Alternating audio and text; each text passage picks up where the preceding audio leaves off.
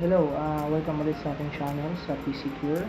Sa panibago naman natin i-share ngayon sa PCCure tutorials natin is yung mga issue naman ng Chromebook. So, ang mga issue kasi ng Chromebook yung nagko-corrupt yung kanilang mga operating system. Kadalasan lumalabas doon, Chrome OS is missing or damaged. So, nagko-corrupt siya. So, pag may mga Chromebook kasi tayo, yung ibang mga tao na meron ito, na-i-stock na lang nila kasi hindi siya kagaya sa mga Windows na maraming nabibentang mga CD or installer. So, mabilis nilang magawa agad. Nakakabilis sila. Tapos may nado-download din, mabilis din. Unlike sa Chromebook kasi, wala siyang nabibiling installer na kagaya na sa Windows. So ngayon, ituturo natin, step by step naman, para paano nyo magawa kung meron kayong Chromebook. So, para may idea lang kayo, pakita ko sa inyo yung pinaka lumalabas na error. Ayan. Kung makikita nyo, may error na lumalabas. Chrome OS is missing or damaged. So, ngayon kailangan natin gumawa ng installer para magawa siya. Ngayon, huwag kayo mag-alala kasi isasama ko naman sa video yung pinaka-link kung saan nyo makukuha yung installer. So, kakailanganin nyo lang ng at least 4 GB na USB flash drive kasi doon natin lalagay yung pinaka-gagawin natin installer. Bago naman natin umpisahan ulit to, so kung bago ka lang ulit kapadpa dito sa channel ko, huwag mo kalimutan ulit mag-subscribe, mag-like, at click mo rin yung notification bell para sa mga susunod ko pa na video tutorials, magiging updated kayo at makakuha ka ng idea at makakatulong din sa inyo. Okay? So, umpisahan na natin.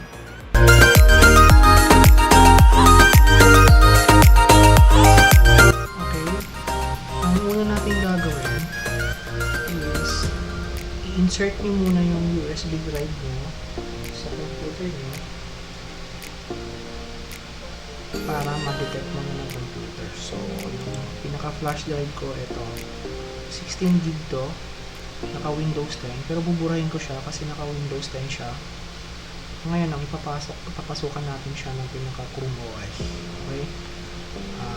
Make sure lang natin na na-detect na yung pinaka-flash drive natin. So, ito yung pinaka-flash drive ko, 16 GB. So, ngayon, gagawa na tayo ng pinaka-installer. Pupunta na tayo sa site. Punta muna kayo sa Chrome. Then, ito nga pala yung channel natin, PCCure tutorials. Kung hindi ka pa nakapag-subscribe, click na lang yung subscribe button, like, tapos pa-share na rin at notification bell para at least updated kayo.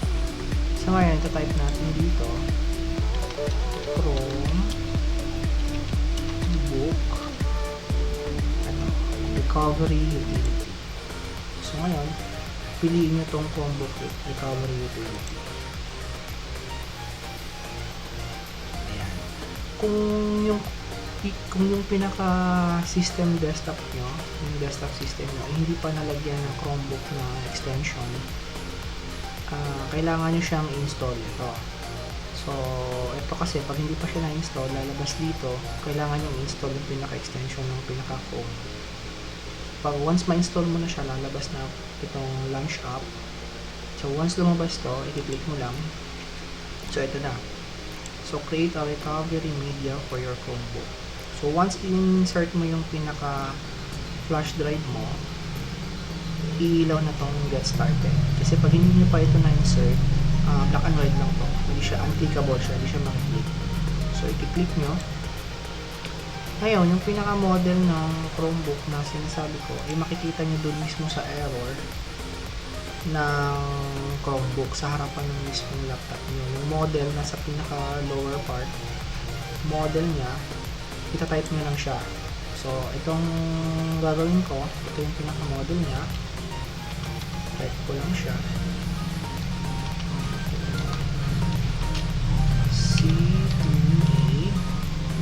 So, makikita mo may nakamatch na agad na lumalabas. Pero, mas maganda itutuloy natin yung pinaka-model niya para mas makita natin na sakto talaga yung kukunin natin na installer. So, H. So, found a match with exact model name. So, click mo lang yung continue. select mo yung pinaka-USB drive mo. So, ito yung kanina pinakita ko sa inyo, yung 14.3 natin. So, hindi ka naman magkakamali kasi lalabas dito is yung pinaka-flash drive mo naman. So, once i-click mo yan, mag-highlight ulit yung pinaka-continue natin. So, press mo lang ulit. Then, create now. So, medyo may katagalan ng konti pero antayin natin kasi para makita nyo.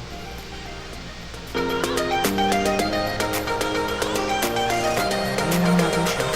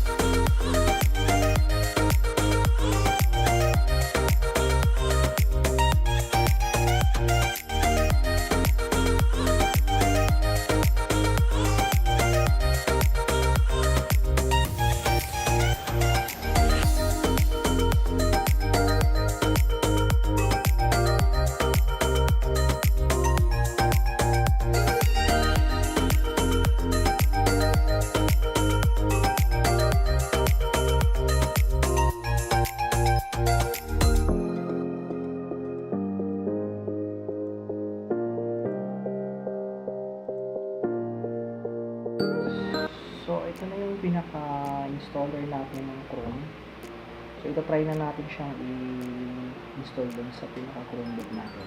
Okay? Ayan. Kita mo. Insert ko lang siya. Try natin. So, nakikita mo, nag-react agad yung pinaka-installer natin. So, ayan.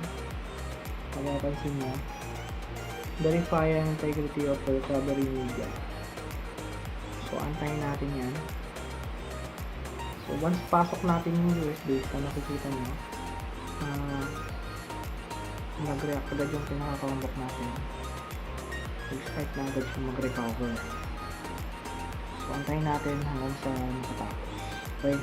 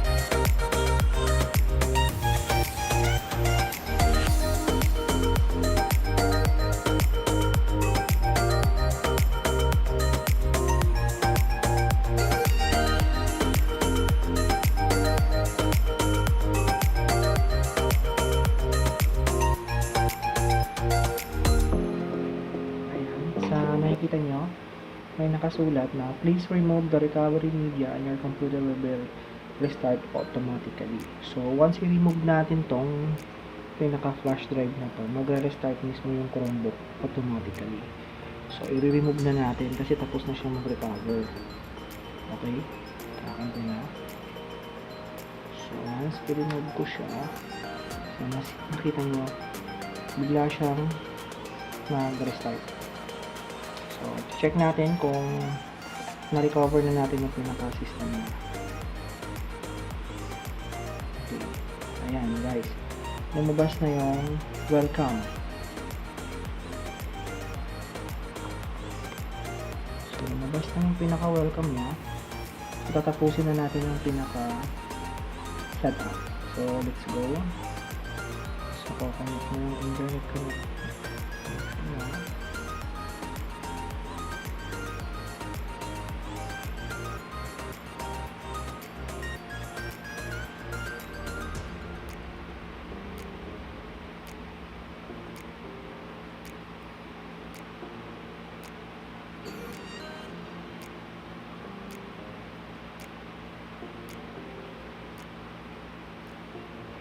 So accept.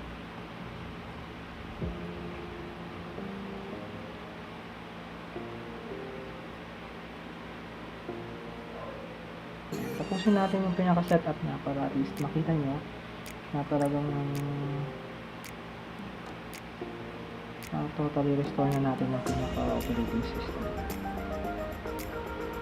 So sa mga may Chromebook dyan, nasa itambak nyo o iba, pinamigay na lang.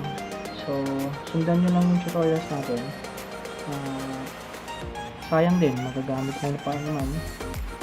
So step pa paano nakatulong tayo.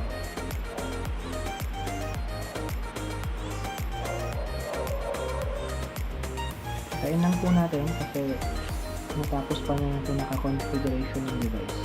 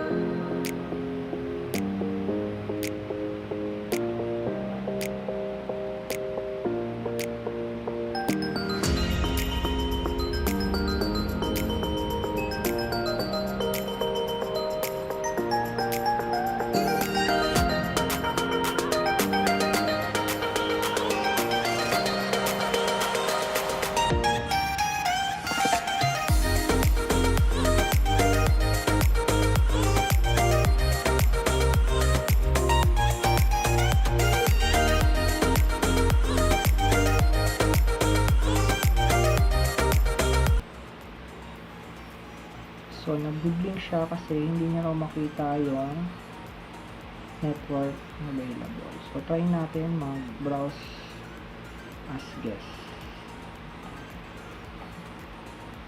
Okay.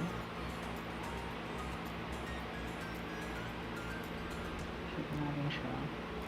So nag-browse tayo as guest kasi hindi niya makita yung pinaka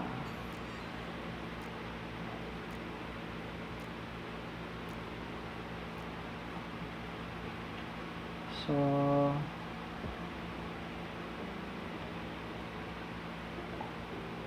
ito na siya yung pinaka-Chromebook natin. Medyo yung kanyang backpad lang ay medyo hindi masyadong sumusunod kasi na-stock na matagal to ng pinaka-owner. So akala niya kasi hindi na magagawa. So try niyang dalhin dito. So ito paano gagamitan na lang niya ng pinaka siguro external mouse na wireless. So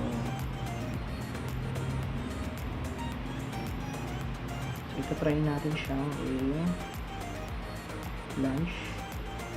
So ayan. So try itong website. Try natin. So, ngayon, kaya hindi tayo nakakapasok dahil yung kanyang date and time is hindi na-adjust. So, kahit naman sa ano, kailangan i-adjust natin kasi 2019 pa ang kanyang oras. So, i-adjust natin siya. Ayan.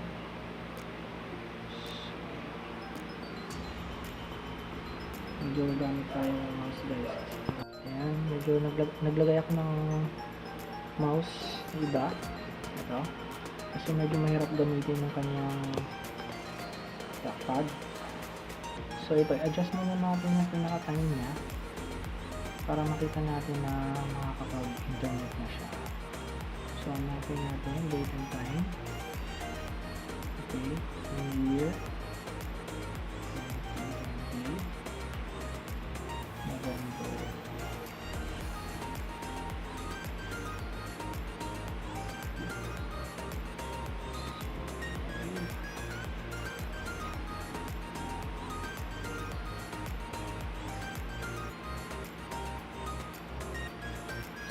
Ayan, na-adjust na natin yung pinaka-time niya.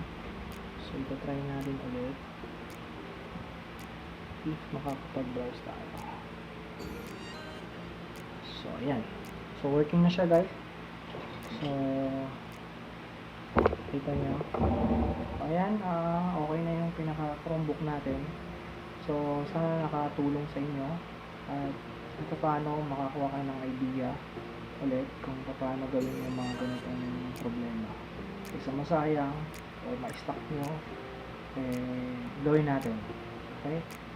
So, ulit, sana may natutunan kayo ngayon. Huwag na ulit kalimutan mag-like, mag-subscribe, at click yung notification bell para sa mga susunod natin na video, updated pa rin kayo. Okay?